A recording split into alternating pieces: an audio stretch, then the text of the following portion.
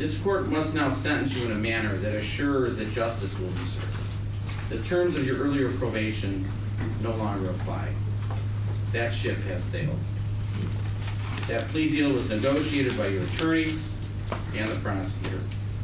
I only approved what I thought was a lenient sentence because everyone, not only your lawyers and the prosecutors, but also the city of Detroit, urged this court to accept the deal so the city could move on. The city wants to move on. You want to move on. So today, we will move on. This court is satisfied that there are substantial and compelling reasons for a departure that are objective and verifiable, and those reasons are hereby articulated. In the present case, defendant Kilpatrick violated the terms of his probation by failing to pay $79,011 by February 19, 2010, which included defendant specifically failing to provide complete accounting of his family finances, failing to surrender his tax refunds, failing to disclose gifts and benefits, improperly accepting dollars from political funds. Furthermore, one of the most troubling aspects of defendant's conduct occurred during the restitution hearing. You raised your right hand and swore to tell the truth, but many answers you gave were not truthful. When asked about the nature of your spouse's employment, you replied that you did not know if she was. When asked about your rent payment, you feigned ignorance. In the court's opinion, this lack of candor, while under oath, dangerously approached the very crime for which you were already under sentence for. Moreover, the point of the restitution hearing was to determine defendant's ability to pay the restitution and to ensure that the citizens of Detroit were compensated, at least to a small degree, for the loss they suffered at the hands of you.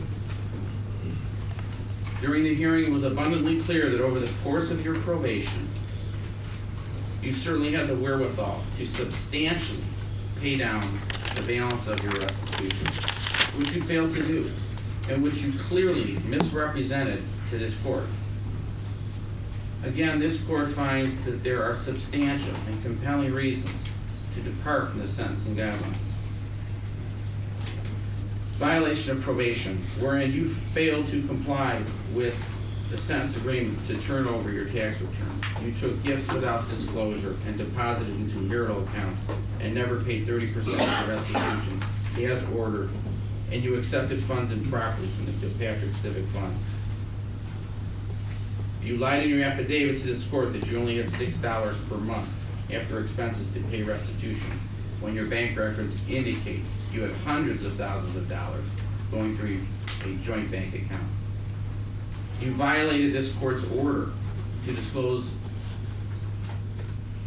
all your bank records, my signed order, but you redacted and provided incomplete records, omitting accounts altogether. And the court would never have known of your attempts to mislead this court had the people not issued subpoenas. Had issued subpoenas. Your testimony in this courtroom amounted to perjury when you stated, I don't know if my wife works. I don't know the amount of rent. I don't know who pays the bills. Most substantial, most compelling is that you lied to this court. Continue to lie after pleading guilty to lying in court. Obviously, there has been no rehabilitation. You have not changed. So continuing on probation is not an option. You must understand your crime and consequences now. This court is satisfied that the initial 120 days incarceration did nothing to rehabilitate you, Mr. Kilpatrick. Because you have violated probation, you lied in the affidavit, your documents were not fully disclosed, you lied in this courtroom.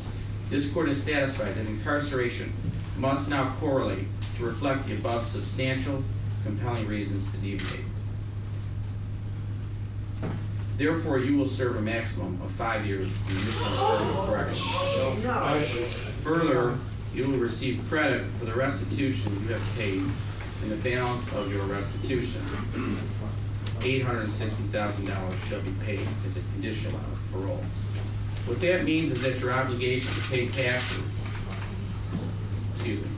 What that means is that your obligation to pay back the city does not go away with this incarceration.